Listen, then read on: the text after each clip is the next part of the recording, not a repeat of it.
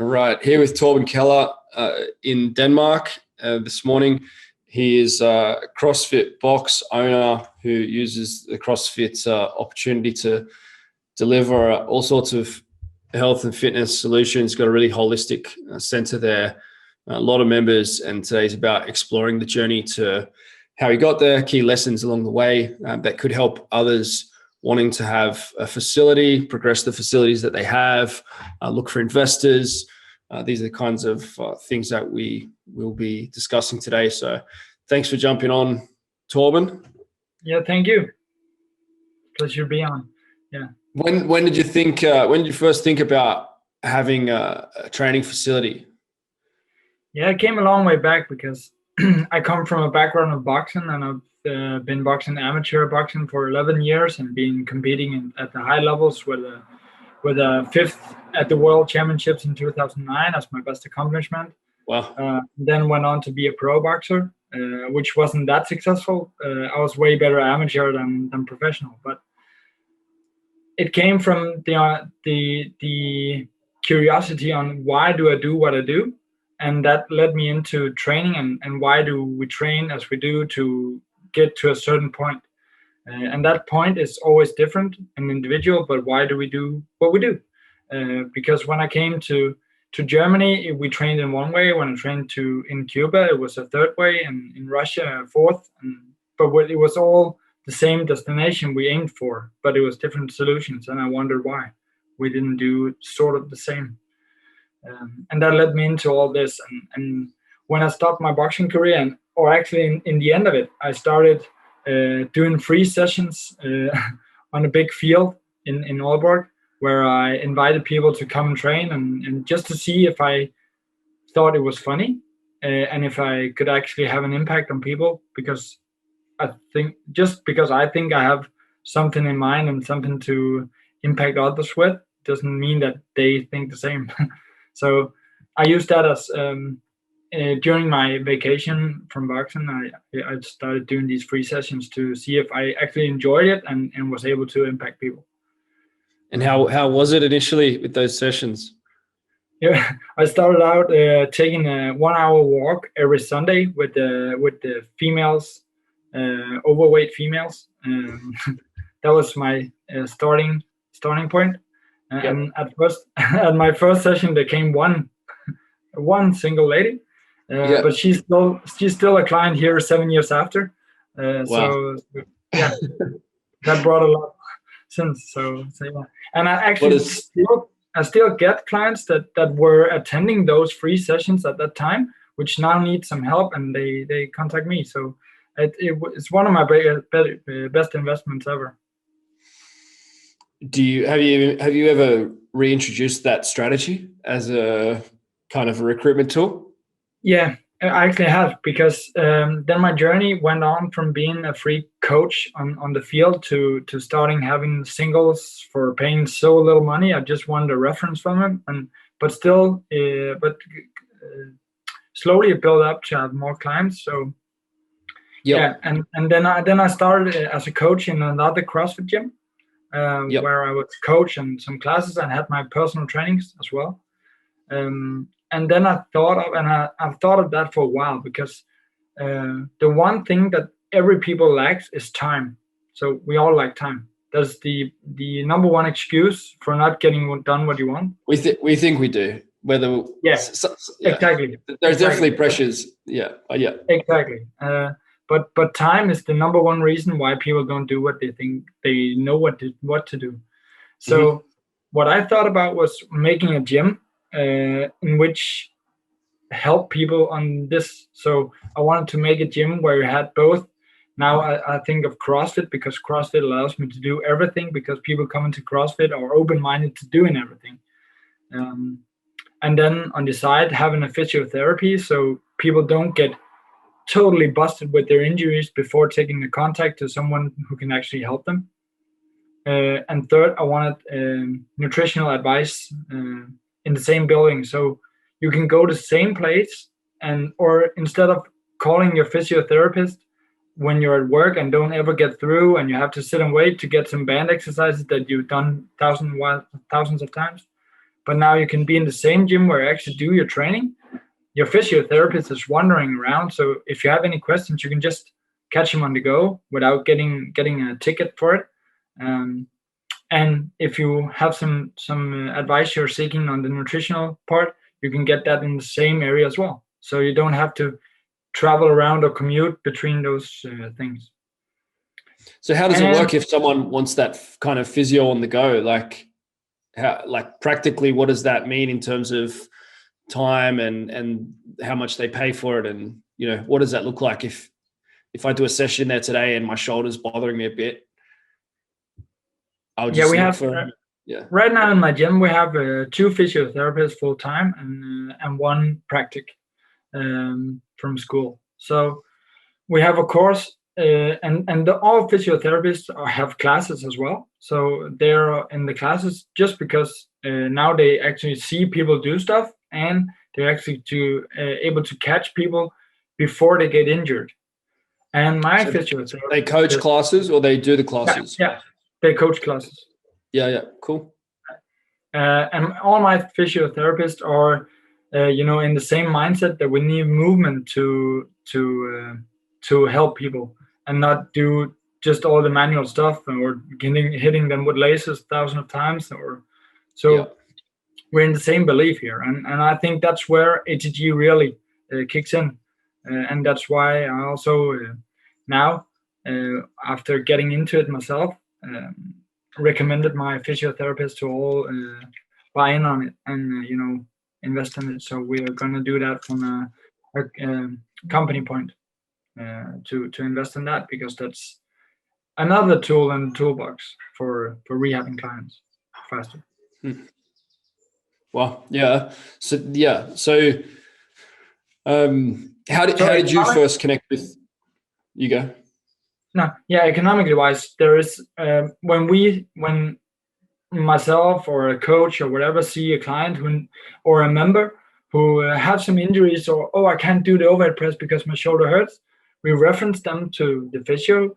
And if you don't have time right now, we're gonna book a time, but it will just be booking a time when our member is coming to the gym anyway to train next time, so they don't have to use extra time. So it's just going to be a part of their training next time. It's just going to be 15-40 minutes depending on the injury, extra or some, or they can do a little training first and then go to the physio. It's not just the time with that, like the time is obviously a big thing, but knowing that they actually know the kind of training they're doing and they don't have to explain, they're not going, because you could go to a physio and just says, okay, stop doing CrossFit, and that's not really what they want to hear, or it's not necessarily the solution. So I think that's a big thing, as well as the time, is like knowing that they know them and they know the culture that they're in, and that kind of stuff, like huge advantage as well. If we make an appointment with or a deal with a member that, hey, you have to do that every time before class, you have to do these exercises or do your tips or do your calves or just before your training, then we can actually see them because we're in the gym. So we're actually seeing if they're doing it. Whenever we see them, just by making eye contact, they know, oh, I have to do my stuff. And that tends to do the rehab process a lot faster because they're actually doing it. Yeah. That's really powerful. And there's probably ways that people who, even if someone is at that stage of just working with people in the park or working one-on-one out of a big box gym, you could still build this kind of relationship with a physio. It wouldn't be quite as seamless, but I think there's a concept here that can be done in different ways. You've maybe got it in the close to the ideal way. Maybe that's pretty close to ideal, I think, to how you've got it integrated. But there's definitely other ways that coaches could use this concept that would be really good for their business and good for the client, to work with a practitioner in the same town. Actually, this concept of mine has just built around one priority, and that is knowing people's name. So in my box, I have around 750 so members, and I bet that I can mention everybody's. I think 67% of the names I remember them. Because that's been a thing for me. It gets more and more challenging. Yeah, it is indeed, and even because in the beginning I had all our interclasses as well, and now I don't have them. But I encourage all my members, coaches, to remember our member's name, because saying good morning Peter or good morning Brian instead of just good morning is just, so powerful. It's the number one thing people say when they come to my gym compared to others, is that, oh, you know us. Yeah. And actually that little bit thing is just like, many of my coaches were, oh, I'm so shitty at remembering names. And I'm just like, yeah, because you don't try. So practice. Yeah, it's a skill like anything, right? Like there are memory games and things that you can play with it. This is something that I've really spoken about quite a lot at some of the Real Movement events a long time ago, but I haven't thought about it for a long time. Like we used to, that was how we would start each of the events. Everyone would sort of, we would play different games basically to make it okay to not know the name, but by the end of the game, everybody knows the name, but it's fun and you can play around with it. I used to, do that kind of stuff to get that point across of like, it really matters if you're saying, hey, you, or, exactly. Torben. And especially when you're a coach who encourages people, hey, come on, Peter, do the last pull-ups, or get going, Brian, or whatever. Yeah. And then the game is for my coaches that you have to remember, you have to mention every member's name on the class at least once. Yeah. Because then every member goes home and and have the sensation of, hey, I got advice or I got seen in my class. Yeah, for sure. So that's some of the rules I try to implement, or not rules, but principles. Yeah, I think that's very powerful. I will do it on some of the Zooms, but that's probably a good one for me as well. Like I will sometimes run through everyone's name and like try to use them more to acknowledge that people are there, and sometimes I don't, but that's a good reminder for me as well, because I know if I'm on a Zoom and someone mentions my name, if I'm on a group call, like it's acknowledged that I'm there, versus if you pass through anonymously, then the chance of returning are less. And everybody seems to just rise a little bit or fall down if you don't get mentioned. Then you just rise a bit if your name is mentioned, especially in the group, right? Because hey, he remembers me. He attended. He saw that I'm here. And how did you come across CrossFit? What was your first impression, and what was the stage process towards becoming a CrossFit affiliate? Yeah, actually, my first after quitting boxing, I heard of Martin Rooney, who had Training for Warriors. Training for Warriors, yeah. That was my first two. That was my first two educations that took after boxing, the level 1 and 2 in for TFV, and he's so powerful in his speeches, and he got a lot of great things, I think, especially on the motivational side. I like that a whole lot. He's so crazy about that, and then. Actually, one of my friends from boxing trained at this CrossFit gym, where I just like, hey, okay, then I was actually a little bit against CrossFit in the beginning, because it was just like doing shitty reps for time, just being fast, do shit, and it still is. It doesn't matter you don't put so much into how, but just get it done, and that's what I thought. I thought of the principle of CrossFit is that it brings open-minded people to do whatever. So if I bring them in on this idea and do better with it, they will, number one, enjoy it.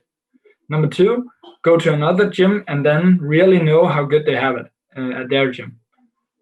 So that's also a reason, a way for me to retain my members, is because if they are at my gym and think that, okay, now I want to try something else just because I'm curious, and they go and it's just like, whoa, where's all the structure? Where's all, the corrections from my coach, or where's the coach remembering my name or even trying, or that retains my members and does that I have a lot of coming back members who signed out to come back. Yeah. But yes. Yeah. So how many CrossFit boxes were there in your city when you started? In Aalborg, where I live, is the fourth or fifth biggest city in Denmark. So even in Denmark, it's not large, but we have some, and we have about like global gym, which is called Fitness World in Denmark. They have 7 or 8 places here, and there were 2 CrossFit gyms, which one of them was where I trained at first, and I actually explained them this idea of why do we not could I buy myself into your company and then expand with a physio and with nutritional adaptation and then do 2 classes at time in the prime time, or have another room for personal training, physiotherapy, or whatever. And we actually looked at a building, just right beside, and it was not expensive, but the girls owning that CrossFit gym didn't believe in the concept and didn't believe they could get enough members at that time. So I just said to them that, I want to go further with this because it's my idea. Then I train a lot of CEOs, and I don't know why, but it just came across that's sort of my segment. And one of my clients actually told me that, hey, Torben, I just bought this building. Could that be something? And I was just like, yeah, cool. And I talked to one of my, which also was in that CrossFit gym, and she was a personal coach on the nutritional side. I talked to her, and she knew a physiotherapist. And I was just a little bit naive looking back that she was good enough to point out who I was going to co-work with. So the 3 of us made the decision that we got together and opened this gym in my client's facility. And he owns a lot of buildings. So he's like, okay, you have to pay the market rent. So it's not anything, friendship thing or else here. But of course, I want to help you if it's that. But yeah. It's quite expensive because it's the middle of the town, so we're the best location in town. But I think our number one reason why we became that strong from the beginning was I invested in being the first ELICO certified gym in Denmark. So we bought only ELICO stuff for the total gym, and it's 1,400 square meters.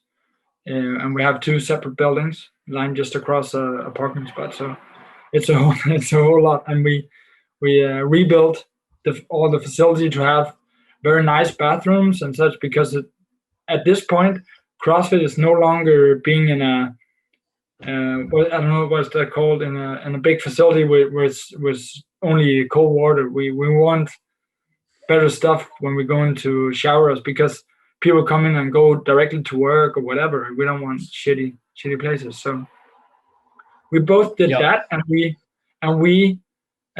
set the price on our gym 100 kronas, which is it's $25 higher than everybody else.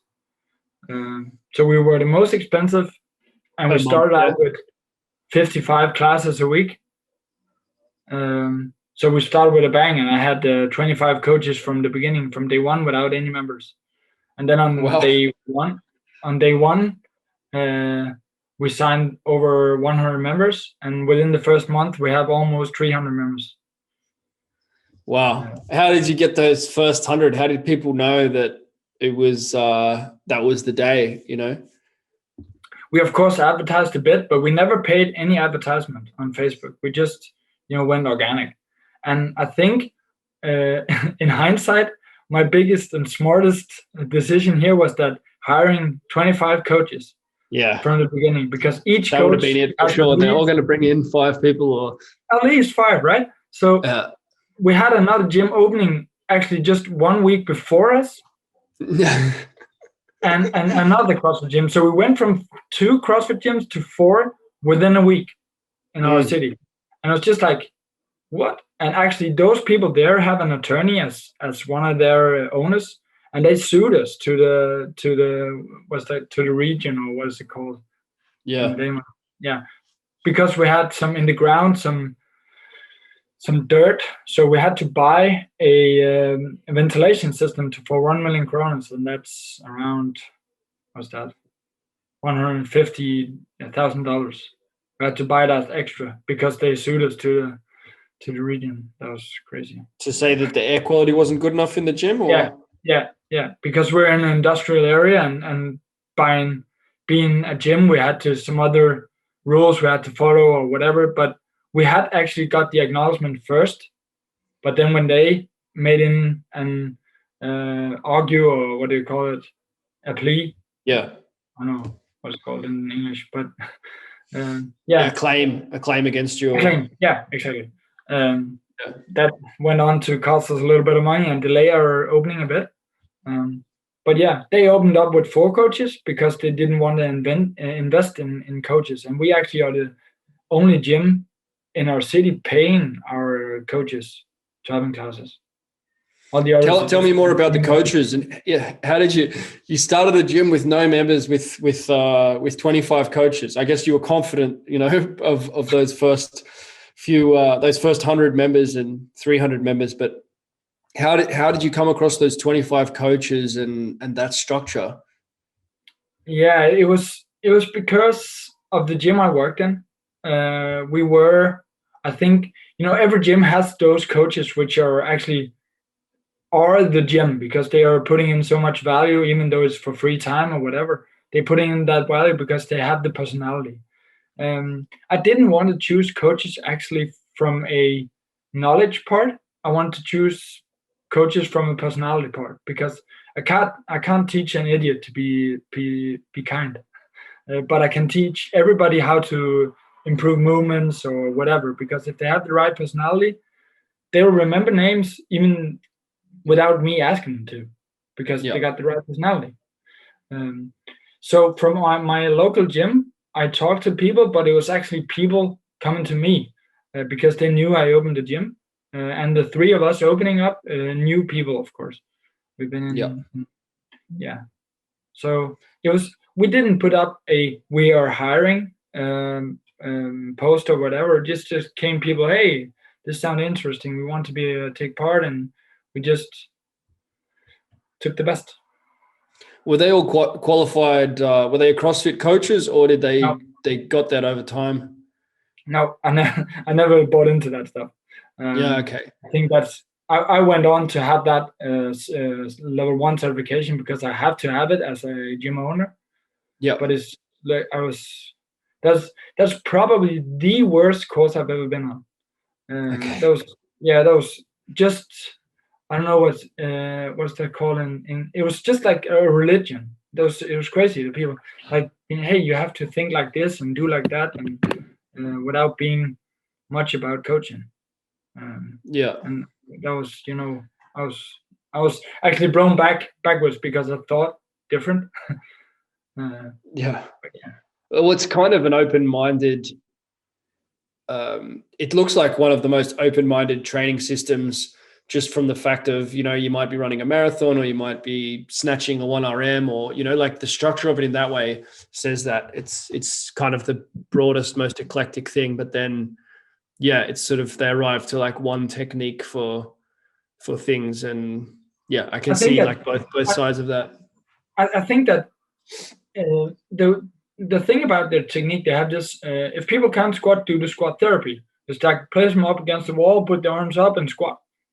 And I think that it's, it's black and white, doing things black and white, which aren't. It's nuances all the way over.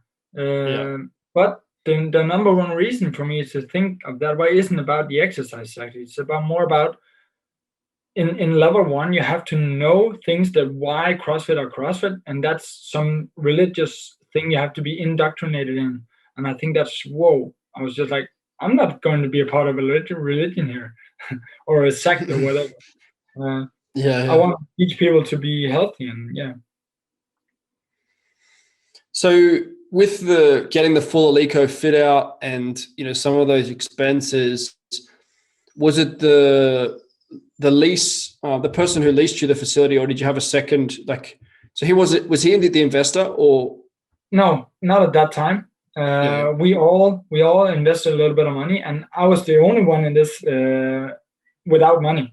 I came from a professional boxing career where I didn't earn much, so I didn't have any money actually.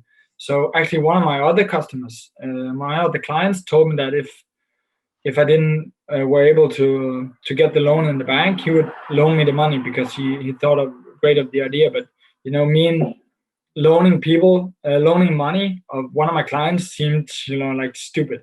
He's still my client today, so it would have been cool enough. But yeah, so I didn't got want a loan that from the bank.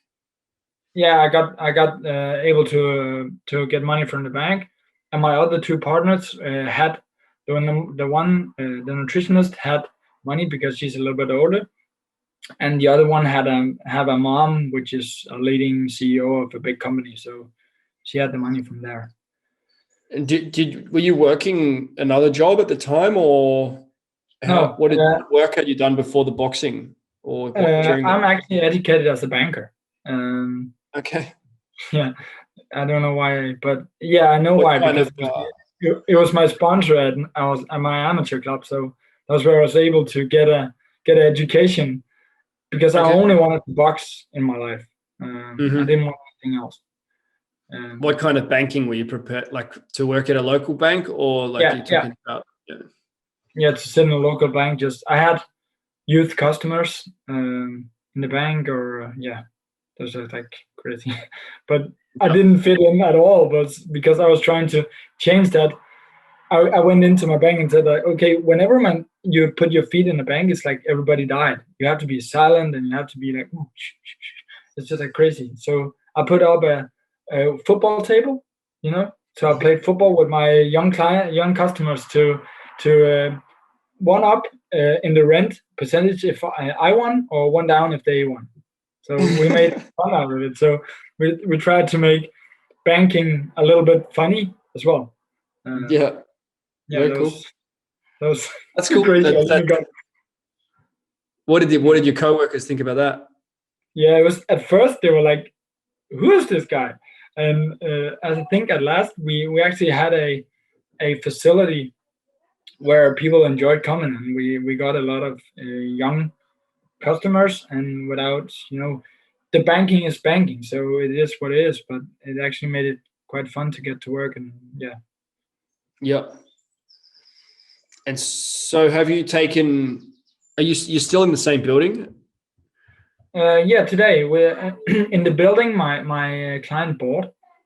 We rent into that, and then within 3 months of opening up, my youngest partner, which was the physiotherapist, got pregnant.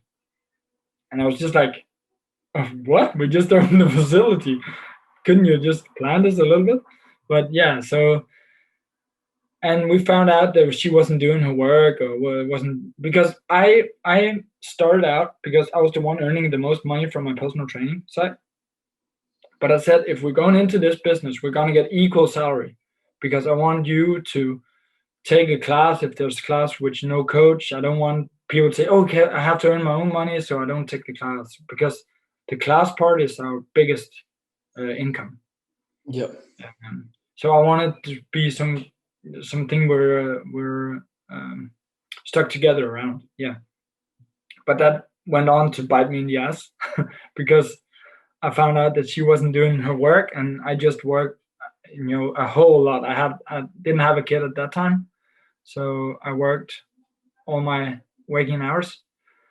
So being her pregnant, and when she was going to leave on maternity leave, we found out that when we should get her job onto me and my partner, we found out there weren't any. So it was just like, oh, you don't leave anything for us because you haven't done any.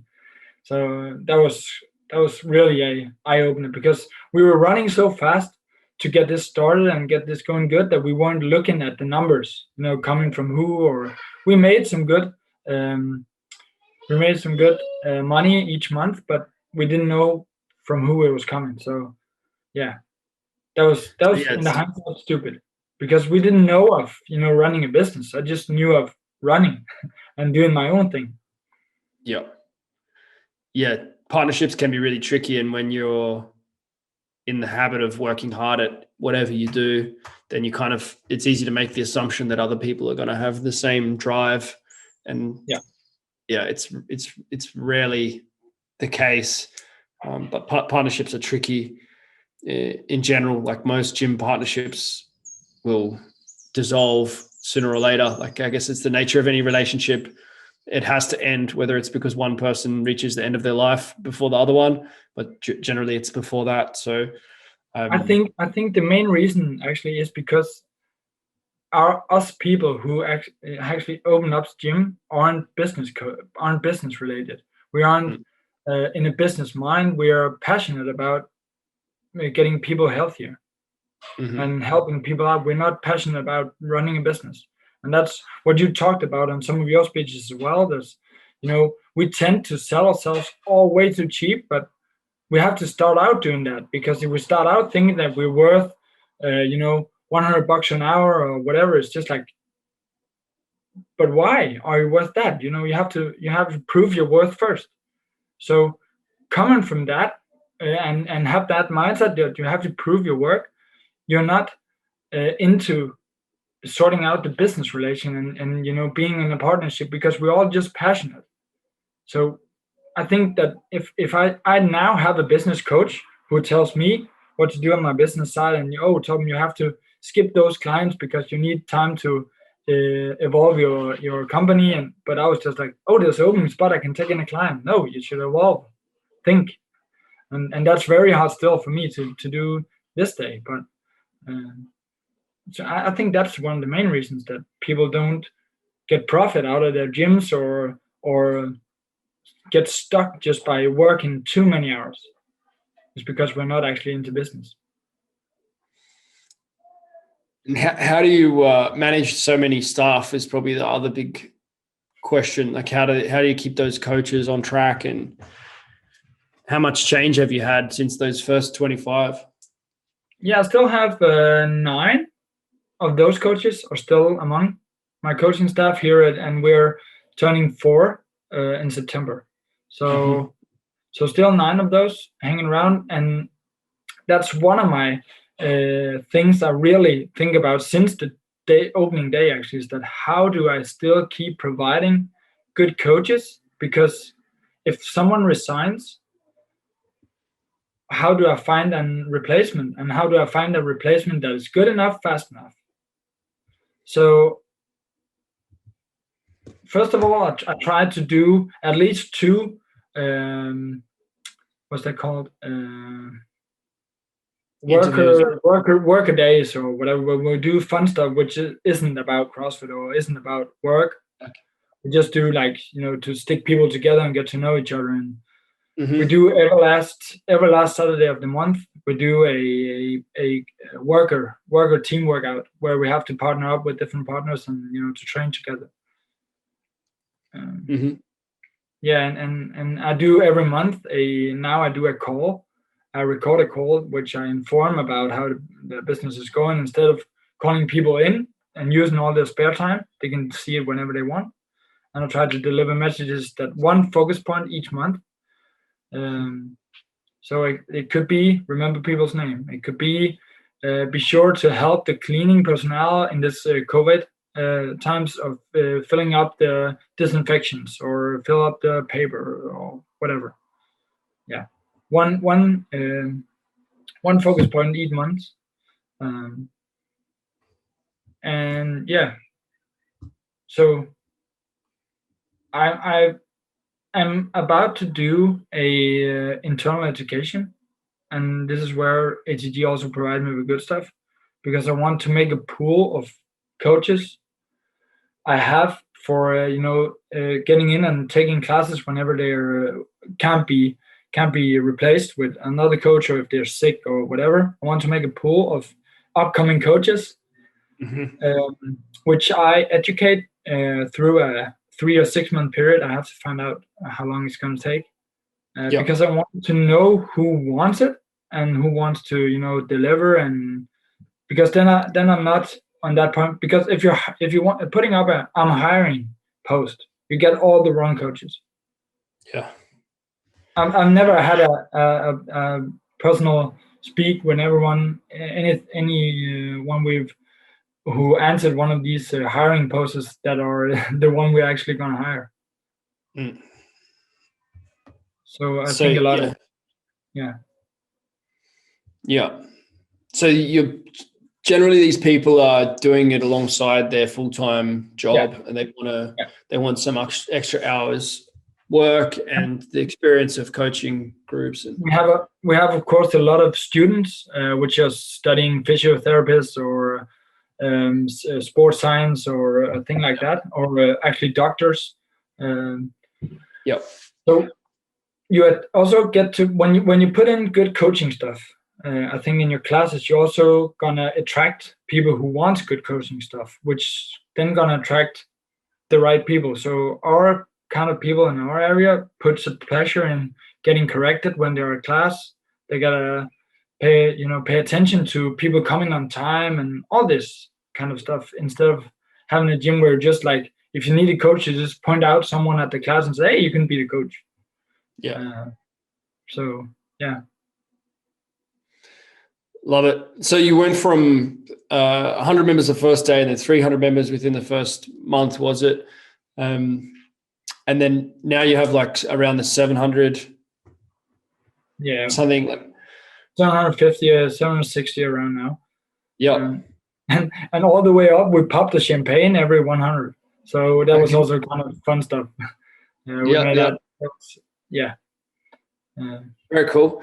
And so what's kind of what's the focus for the future now? What is the idea of the trainee staff, is that a big part of sort of what's next for stability for the business? And yeah, that's one part. And then we're actually at this time looking at a building a bit up north, because I bought a new house next year with my girlfriend, 20 kilometers north of Aalborg where we live. And that's closer to where I boxed a lot. So my name is bigger up there. But as you also mentioned, never put your name on a gym sign. So we're called CrossFit North, and people know that I'm within it. I don't have to put that on the sign because it also makes other people around it. But yeah, we are looking at a building up there to expand because the next gym from Aalborg, which is kind of a big city there, there's about 80 kilometers to the next gym up north or south. So I think there's a potential there, and that city is a suburb, but a suburb who wants to be a big town. So we also got people with good income and such. So expanding and opening up a new gym is a big part right now for me, and into that falls this trainee education stuff, because I want to get good people to the new facility if I have to open up, because I have at least to get the same standard as I have today in my gym to the next one. And that's kind of exciting stuff for me. Yeah. So and hard as well to let go. And yeah. So that could be in the next 12 months or so, kind of timeline. Hopefully we're able to buy that building, because that's part of it. I bought out my other partner here last summer because she had been ill with a new autoimmune illness, and after that we bought her out, and my client who owns our building went on to be my investor, and that's how I bought her out. Okay. And I'm now buying into the building I'm sitting in for rent. Yeah. And then we're gonna buy the new building together. Yeah. So that's also quite a change, is that I go into the building investments property. Yeah. It becomes commercial real estate investment as well as So, and that all comes from and that's one of the most important things I want to get across, that having integrity and being kind, being upright yourself, and want to do good stuff for people actually pays off in the end. I think that's I think that's a really good place to finish on for today. I'd love to chat again another time, even around the boxing experiences in Cuba and Russia, and they would be super interesting to hear more about, and your experiences with your training to get to 5th in the world. Is a huge achievement. Widely practiced sport that a lot of any country can basically do. Where some sports they're kind of restricted by their geography or their equipment requirements and money requirements.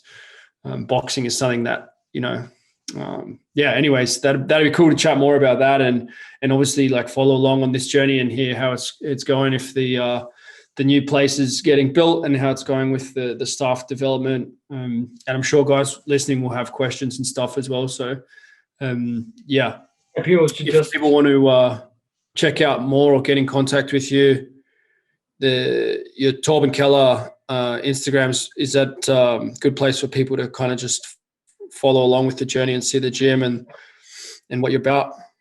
Yeah. Well, everybody's welcome to. I want to share as much because, like you told the other day, is that sharing is actually also educating yourself, and I'm a huge believer in this process. Like when you give the best of yourself, you learn about yourself, and you initiate new relationships and a new vision for yourself. So I really appreciate you kind of taking this role quite early on as a senior gym owner to sort of put your wisdom forth and offer to sort of support and share your experiences and some of the the positive stuff, the wins, and also challenges or decisions you would make differently if you had the opportunity again. I think it's really valuable to hear this for those moving in this direction. So thank you so much. I really appreciate it. Thank you very much for sharing.